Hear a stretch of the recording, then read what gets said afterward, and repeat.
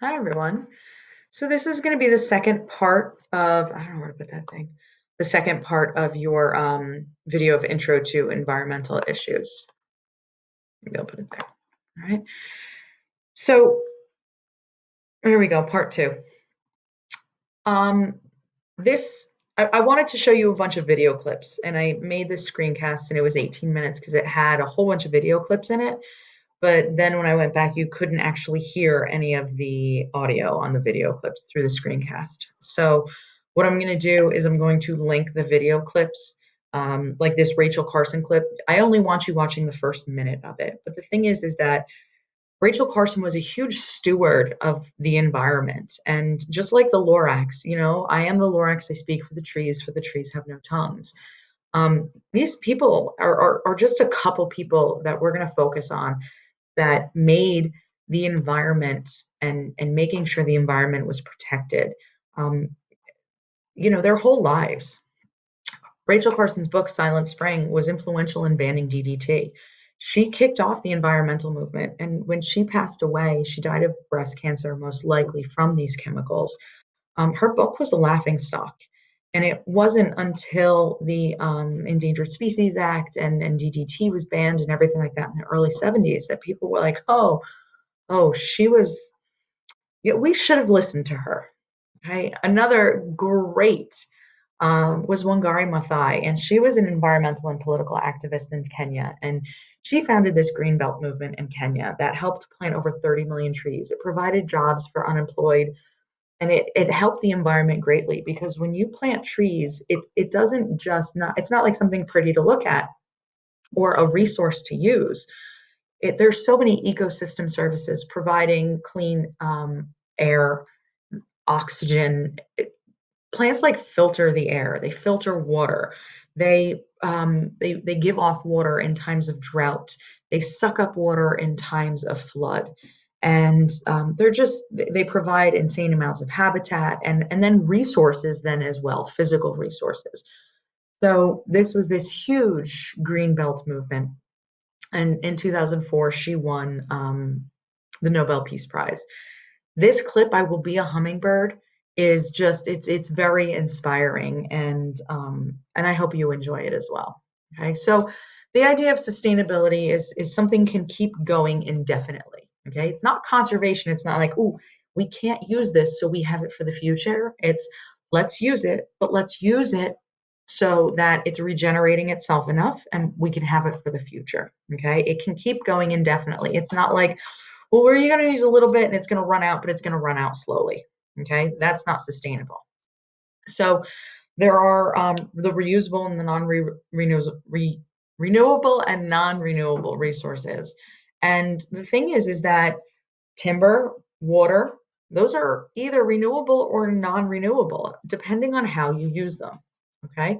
So non-renewable things that are unsustainable, you can never use a finite resource in a sustainable manner because every single time you use it, it's going to be used up. It's never going to be made again. Things like coal, oil, natural gas, precious metals, nuclear energy, those are unsustainable and you can never use them in a sustainable manner.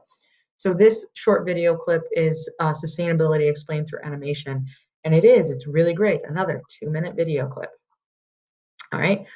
We can live within within the planet's means. Okay. So our goal is to leave future generations with an Earth, not destroy it. Okay. We need to conserve Earth's natural resources. We need to use things in a sustainable way, and we need to make sure everything that we're doing, we're considering the Earth in it because we get our resources from Earth. And if we are using up the resources, then we don't have an Earth. If we kill the planet, we kill ourselves. We're not going to Mars. Okay. And if we're going to Mars, we need to bring resources from the world, from planet Earth. Okay. We have a whole lot of sustainable solutions, but we have a whole lot of unsustainable practices that are just proving almost impossible to break.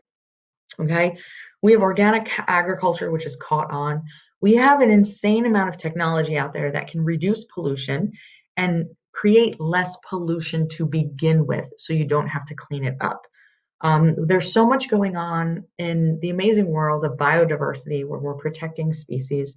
We have all sorts of waste disposal methods where we're recycling or not creating that much waste to begin with. We have a whole bunch of alternative fuels. Japan was just sent a whole bunch of yellow ammonium or something like that. And what it is it's the fuel that is being used to create hydrogen for hydrogen fuel cells. So this is like huge, renewable, safe, environmentally promising solutions. All right. So you guys all calculated your ecological footprints. And don't take it personally, but you're all terrible. Okay. Um, I am just as terrible as you guys are. I might be a little less terrible because this is what I do. If I forget my bags when I go to the grocery store, I'll just put stuff in my cart and take it out to my car and put it back in because I'm like, I teach environmental science. If I'm not practicing what I'm preaching, then we're all screwed. Okay. So our ecological footprint is basically the impact you have on the earth, how much it takes to support and sustain you and to get rid of all of your waste that you produce. Okay. And we're not just talking about what gets flushed down a toilet and what goes out in your kitchen. We're talking about when you drive, what happens to all of those carbon emissions that you never even see. Okay.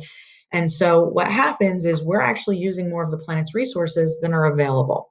So we are using these resources on an unsustainable basis. So if you have a checking account, you have $100 in it and you write a check for $110, okay, you have overdrawn your account. That's what overshoot is when it comes to our ecological footprint. Okay, we're using more than the Earth's biological capacity. Okay, so humans' ecological footprint has exceeded Earth's ecological capacity, the biocapacity of Earth. Okay, so we have overdrawn our account. Right? So biocapacity is the amount of available resources. That's what the Earth provides us.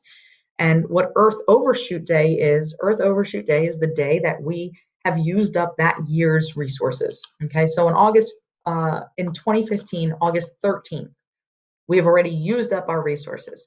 Earth Overshoot Day should be December 31st every single year. Okay, we should be using up the resources only that we have, not borrowing from the future.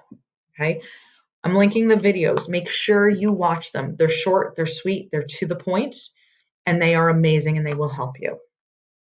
I promise.